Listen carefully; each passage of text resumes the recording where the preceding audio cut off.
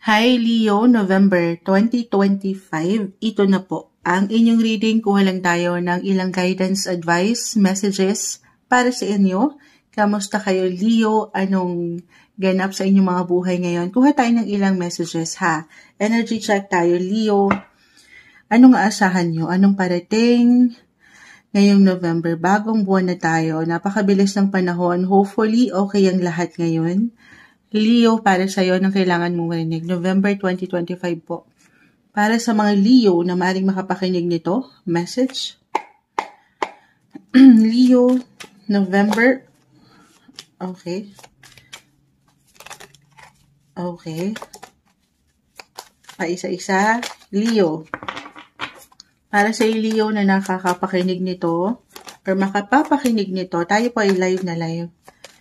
Guidance, ano kailangan nyo marinig? Sige, hindi natin ito pipigilan. May ilang dumi pa sa lamesa natin.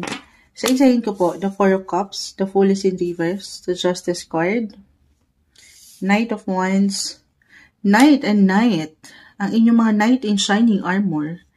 Especially when it comes to love, relationship, both in reverse, ay parang natatagalan or nagkakaroon ng ilang glitches. May ilang tension ba kayo dyan? Leo, especially para ito sa mga, lahat na, life in general. Tayo po ay general reading, relationship-wise. No matter what your relationship status, Leo, single ka pa man, married, justice card kasi umangat, or attached, couples, or dito sa dating stage. Okay. Ay, alin yun? Parang meron lang ilang glitches. Parang ang hirap yung pagtagpuin. Meron natatagalan, naiinip, nadidelay, kasi may ilang pinagdadaanan. Oo, ang bawat isa. So, reversal yung energy natin every time, Leo. Pwede itong higit na mag-apply sa'yo or sa isang person. Excuse me po, patawarin pa rin po sa aking boses. Inuubo pa rin tayo. This is the Nine of Cups. Eight of Swords. The Star is in reverse. Again, bumagsak. Four of Swords. King of Pentacles. Okay. So, yun na. Yun yung pinakauna kong may iwan dito. Leo. So, ano to? May ilang imbalances, guys. Relationship. Wala namang perfect na relasyon. Maaaring minsan umaangat or angat po ang inyong mga differences. Di kayo magsasabay ng enerhiya. Very normal. So, ang susi dyan, Moonchild? Communicate. Communication is the key. Compromise the Justice card. And do some reflection, life review, pagdating sa inyong mga buhay relasyon. The Four of Cups. Reflect. Ayan. Reassess, review, yung kung ano yung tinakbo po ng inyong mga buhay relasyon, especially kung meron na kayong mga pinagdaanan nitong mga nakalipas. Oo. Parang ang bagal Parang wala masyadong ganap. Oo. At dito napapangibabawa ng ilan sa inyo ng worry, ng pag-aalala, at ng hindi pagkasapat. Parang may kulang. May ganun ba guys? At dito nakakapagod. Alam ko may hugot. Pero ano man itong pwede niyong pagdaanan, aking uulitan, dito po yung malalagpasan naman. Walang forever guys. Diba ang bitter? Malalagpasan nyo ang pinakamahalaga dito. Ayan.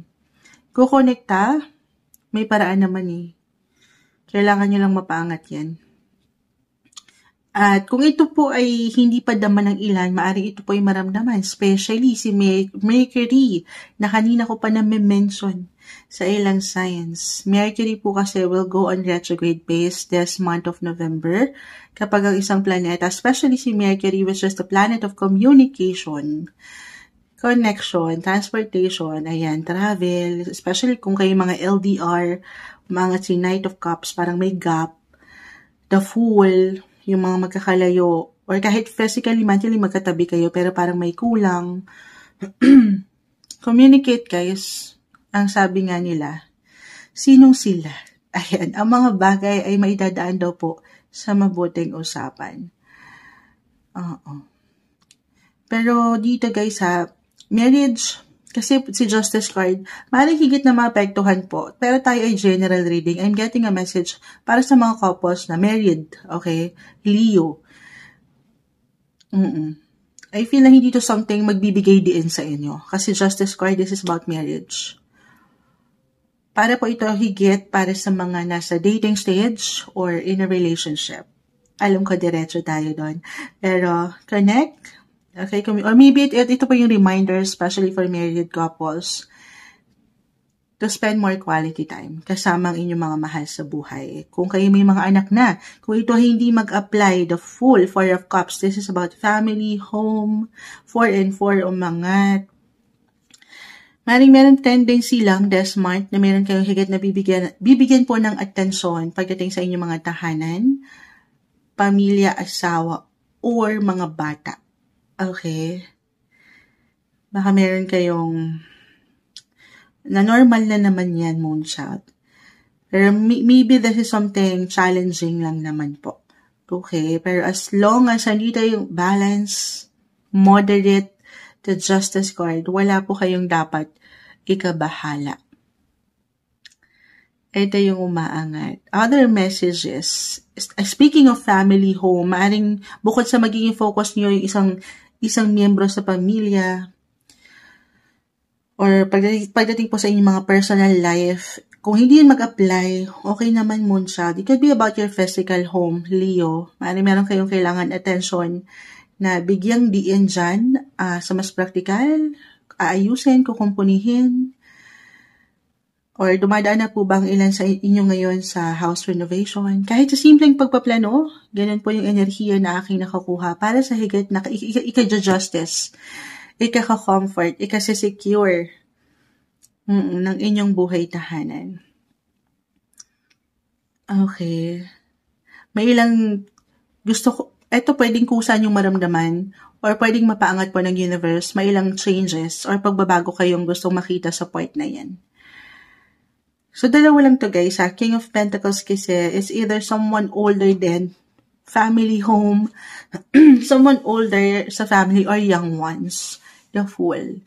Bibigyan nyo ng higit na tuon sa pamilya guys. Leo. Okay. Other messages. The Star. Okay. Ito kasi si Mercury, I'm getting a message dito kasi, nakapiring ang ilang sitwasyon dito, nakapiring ang inyong mga mata, baka meron po kayong hindi makita, very important daw po, this month, Leo, to check, sabi ko nga, review, reassess yung mga bagay na hindi kayo nagmamadali o nagpapadalos-dalos po, ha? Especially over the nets. Ganon yung energy. Yung mga pwede nyong ayusin, kausapin, or kung meron kayo naayos travel, meron bang ganon guys? Baka meron po kasing unexpected dyan. Huwag kayong maging impulsive or reckless. The Fool is here. Huwag kayong magtitiwala agad. Ganon. Hindi kailangan katakutan yan guys. Ito po ay isang paalala lamang na huwag mainip. Ito nga, kita mo. Parang nagiging choosy kayo dito. Pakita natin sa live. Hindi kayo magyayas agad sa lahat ng sitwasyon, tao o bagay. Kung kailangan nyo munang mag-pause, mag-reflect, gawin yon. Kasi with the Fool, this one is in reverse, may tendency na magmadali kayo. At during Mercury retrograde, guys, maraming chances, Maraming taong naliloko during this period. Kapag naka-retrograde, maraming, bawal ata kay TikTok ito. Na-i-scam. Ayan. Bawal yan. So, take it easy, especially if this is something may investment, money. Okay. Or kahit sa simpleng enerhiya nga lang, diba? Kapag tayo ay hindi naibabalanse ang mga situation, ay nakakapanghinayang na. So, kalmahan. Yan lang naman, nakikita nyo na the 8 of Swords naka-reverse po kasi. Baka hindi nyo makita yung kabuuan ng larawan this month, Leo. So, very important. Lalo pa, ayan, may ilang delays sa daan or kung meron kayong hinihintay na travel na as I've mentioned, kung hindi ito dumadating sa inyo, sa inaasahan nyo, meron dahilan guys. Huwag kayong mag-alala. Sa huli, para rin po yan sa higit nyong ikabubuti, the King of Pentacles. Kung naibigay nyo naman yung justice, Moonsault, binigay ko yung best ko sa relasyon, sa trabaho, sa pamilya. Alam niyo yan sa inyong mga sarili. Wala kayong dapat ikabahala. Wala sa inyong problema, guys. Okay? Marahil ito ay anything, kumbaga, out of your control na. Wala naman talaga tayong control sa kung ano man pwedeng ihain ng universe, yung aksyon or desisyon ng bawat tao sa ating paligid. Pero kayo, meron daw kayong control kung paano nyo panghahawakan ng mga sitwasyon. Okay, manifestation card, umangat ulit sa inyo, the Star. Kahit pa yun ay naka-reverse, the Star is still the Star. This is about your hopes, your dreams, your wishes. Panghawakan nyo yan. Maaaring may mga sitwasyon lang talaga na mahirap ipaliwanag minsan, pero merong dahilan. Yung ilang kabagalan, halimbawa, kung inyo po itong maramdaman, ayan, hindi nyo pa man yan maunawaan, yung waiting game na ang hirap, diba? Pero, lalo't kung pinapaangat nyo yan, 9 of Cups, yung kasapatan, sasamahan ng dasal, yung balance, yung trust sa proseso, wala kayong dapat ipangamba. Sa huli, yung mga hindi kagaanan or kabagalan nga sa relationship, career, andito na lahat guys, family, para rin po yan sa inyong ikabubuti guys. Parang hirap paniwalaan for some of you, I know, pero yes, may dahilan ng lahat. Minsan, iniiwas kayo sa isang tao, sa isang sitwasyon, kasi hindi dapat or hindi tama para, or makabubuti para sa inyo. So, huwag niyong bigyan ng control, ha? Kayo, yung control na meron kayo sa sarili nyo, yan yung panghawakan nyo. Nang walang pagkasobra or pagkakulang, as long as nandito yung balance to justice card. Alam ko may hugot yung ilang messages, pero ito pa yung umaangat na guidance advice na marahil kailangan yung marinig. November 2025 para sa inyo, Leo.